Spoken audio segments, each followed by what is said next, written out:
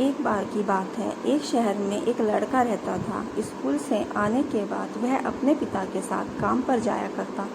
उसके पिता एक घोड़े के अस्तबल में काम करते थे। वह लड़का रोज़ ही देखता और सोचता था कि किस तरह उसके पिता इतनी मेहनत करते हैं, लेकिन फिर भी उन्हें वो मान सम्मान कभी नहीं मिलता जो उस अस्तबल के मालिक को मिलता है।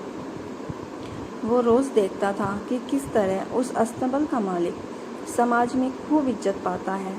एक दिन उसके स्कूल में उसके शिक्षक ने सभी बच्चों को एक लेख लिखने के लिए कहा। उस लेख के सभी बच्चों को यह लिखना था कि वे बड़े होकर क्या बनना चाहते हैं और उनका क्या सपना है। अब इस लड़के ने रात भर जागकर एक बहुत ही बेहतरीन लेख लिखा, जिसमें उसने लिखा कि वह बड़े होकर एक अस्तबल का मालिक बनेगा, जहां बहुत सारे घोड़े परीक्षण लेंगे।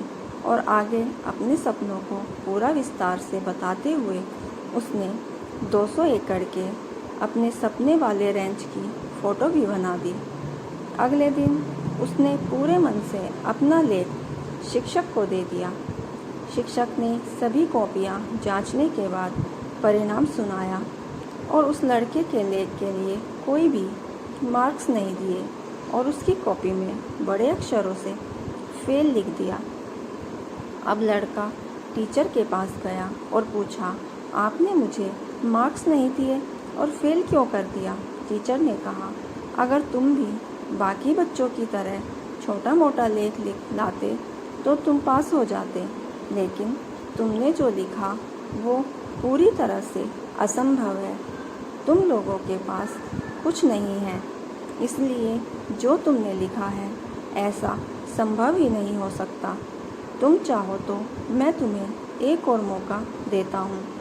तुम कल दूसरा लेख लिख कर लाना, जिसमें कोई वास्तविक लक्ष्य बना लेना। घर जाकर लड़के ने बहुत सोचा, लेकिन उसके कुछ और बनाने का विचार ही नहीं आ पाया। अगले दिन उसने टीचर के पास जाकर कहा, आपको जो भी मार्क्स देना हो आप दे दीजिए, लेकिन मेरा तो यही सपना है और मुझे कुछ और नहीं बनाना है। मैं अपना सपना बदल नहीं सकता। 20 साल बाद इस लड़के ने सचमुच अपना सपना पूरा कर लिया।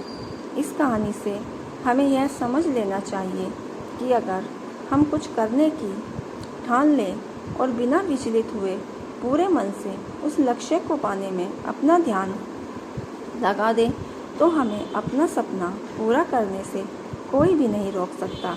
सिर्फ आपके मन में खुद के सपनों के प्रति कोई शंका नहीं होनी चाहिए। हम भी अपने सपने इस लड़के की तरह पूरे कर सकते हैं। हमें सपने पूरे करने का दृढ़ निश्चय होना चाहिए। दोस्तों, कहानी कैसी लगी हमें ज़रूर बताइए और हमारे चैनल को सब्सक्राइब करना ना भूलें। धन्यवाद।